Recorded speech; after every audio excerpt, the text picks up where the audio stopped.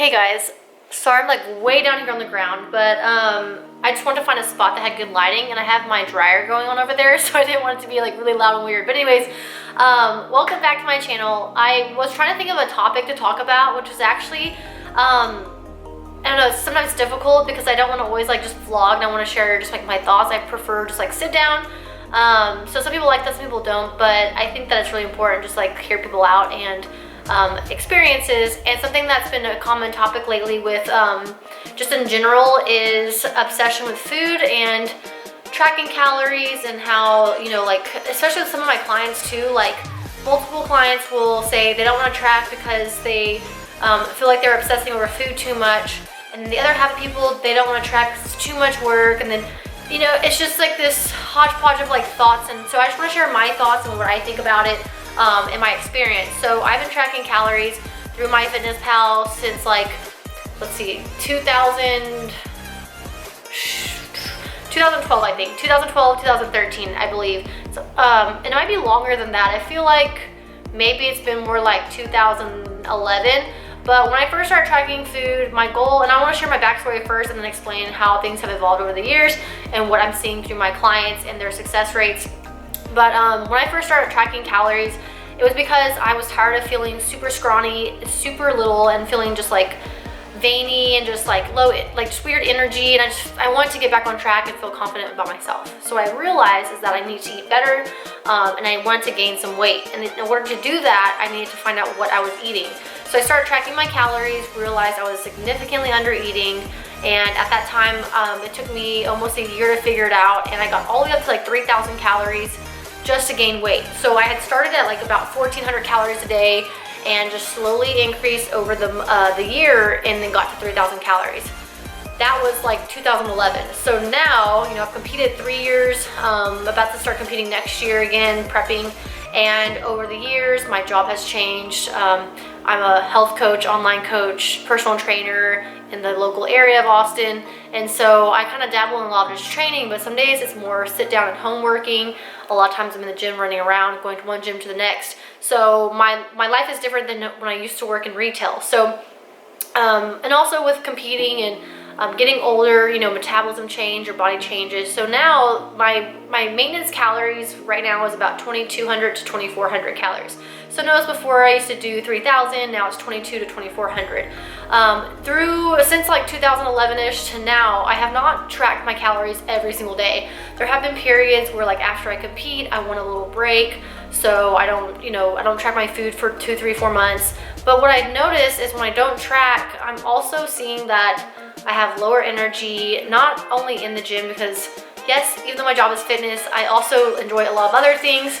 And I just noticed in general, like my cognitive function was less, and I was feeling less strength in the gym. I wasn't hitting any PRs, just like nothing crazy. So I started tracking my calories again, realized I was like 70, 80 grams carbs less than what I typically eat. So I started, you know, tracking again. I'd bump it all up, and I'd realize, wow, my energy's back up. I feel better through the day. I have more energy, and like everything just improved. So I'm not saying necessarily that you have to like track calories every day, but I think it's really great.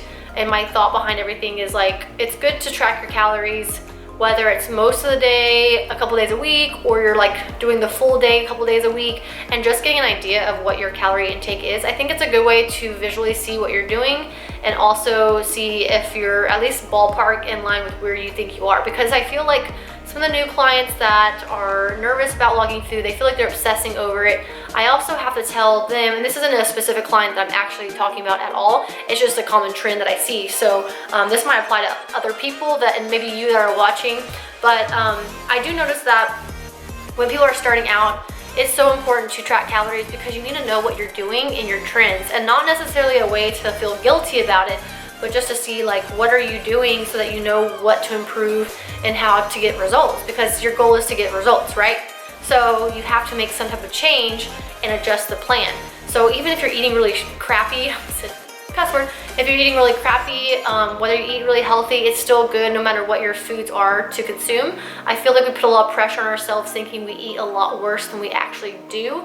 It's more about the consistency every day across the board and what's going to maximize fat loss through the day in the foods that you're choosing. So that's something just to think about as far as when you're tracking calories. Now, if you're starting out, track maybe 2-3 days a week. It doesn't have to be every single day, but know that if you have no idea what you're eating, you don't even know what a fat is, what a protein is, what is a carb, what's a mixture of both in a certain food, what is even like a high protein source, all those things matter. Track your food for several days a week for a while, and if you're having a hard time even seeing that, do it every day up to 2 to 3 months.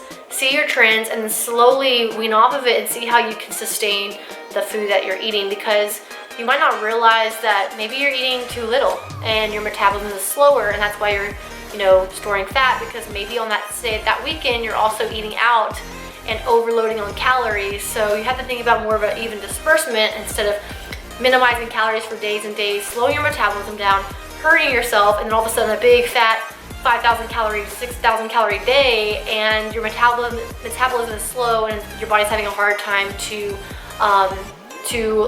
lose fat, and now you're storing more fat. So I feel like over the years, even me personally, I have been trying to stay away from logging calories. Now, this next year I am competing, like I mentioned. So, for me, I know that it works really well to track everything, be consistent, know where my deficits are and when I need to change if I hit an adaptation and a plateau. But I know that after this, if I don't really plan on competing for a while or ever again, I haven't really decided that. I don't ever want to make a for sure definite answer, but I really enjoyed, so like last year when I competed in September, that was my last show, which is crazy to me. It's already been over a year. So last September I competed. I didn't log calories from like November, it was like November till about end of January. And then I tracked calories from like end of January to June because I did a fashion show with Angel Competition Bikinis. So I wanted to just make sure I was kind of in line. But even then I was only logging like 2-3 days of the week. It wasn't anything crazy, and I really enjoyed it because I wasn't really tired of it, and logging is a lot of work and it can get boring. But so yeah, then from June, the fashion show, I didn't log calories from June, and then now it's December. So I started tracking in November because I'm doing a challenge. So I didn't log at all, and I was okay with it. I think like I would randomly do like 1 or 2 days in the month just to see where I was at, and I realized I started enjoying more fats. I was eating a little less carbs, but I'm seeing the way my body's functioning on it, and I actually prefer more carbs. It's just harder to hit my calories with that, so I bumped the fats up. So it's always a trial and error, and I have noticed that some of the clients that I've had just logging a few days, it's more about accountability and it's less about an obsession.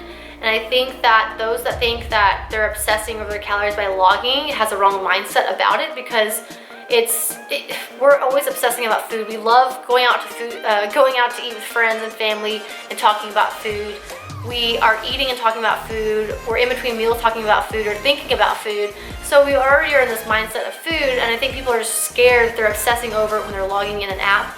And truly, I think it's more of a tool to be accountable and be consistent, and being able to visualize what your eating trends are, because we can always learn a lot from what we're doing. And if you want change, you have to put in a little extra effort and make those changes and see what you need to change. So if you just don't know, you're just kind of in thin air, just like assuming you're doing really bad or assuming you're doing better than you think you are, or maybe you are, who knows, but you just gotta be aware of those trends. So that's kind of my personal experience with tracking with MyFitnessPal.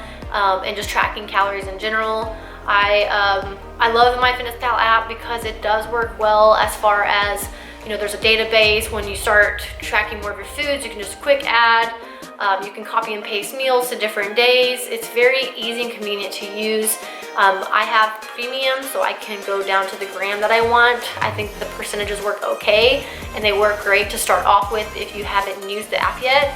There's also an app by First Form called My Transformation app that I also like because it breaks it down to 5 meals versus MyFitnessPal. It's just breakfast, lunch, dinner, and snack. So you can't really see your macro portions that you're consistently being, as balanced as you can through all the meals. So the Transformation app does that. You can see all 5 meals. There's also a database. You can save meals. You can scan with the barcode now. So find a tool or an app that you prefer. There's also I think it's called My Calories Plus or something like that, but don't quote me on it.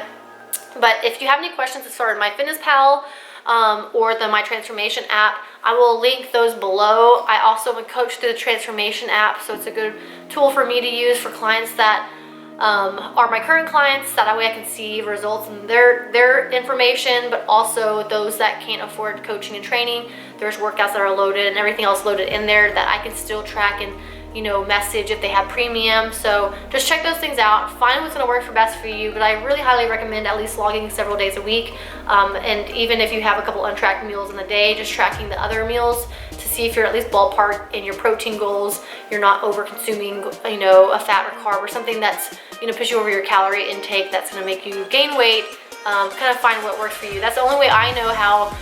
My calories are at 2200 to 2400 to maintain weight. Anything over that, I'm going to gain fat and gain just weight in general. When I'm in a deficit, anything below 2000 calories, I get into a deficit, whether I'm doing cardio or not. So anyways, it's just really interesting to learn. I'm not going to ramble any longer, but like I said, if you have questions or you want to share your experience, I'd love you to put a comment below, subscribe, or share this video to somebody that might need just a little bit of guidance, and also learning to not stress about the food aspect of it and understand that it's more of a mindset thing, and to just track your progress and be more, I guess, cognitive of what you're trying to do and accomplish. So thank you guys for checking in, and I will see you guys later on the next video. My husband's birthday is next week, so I think I'm gonna bring my video around and just show us exploring downtown Austin and where we eat and all that fun stuff. And I'm also getting a tattoo next Friday, so I'm super pumped about that, and I will share that as well. So thank you guys, and I will see y'all later. Bye.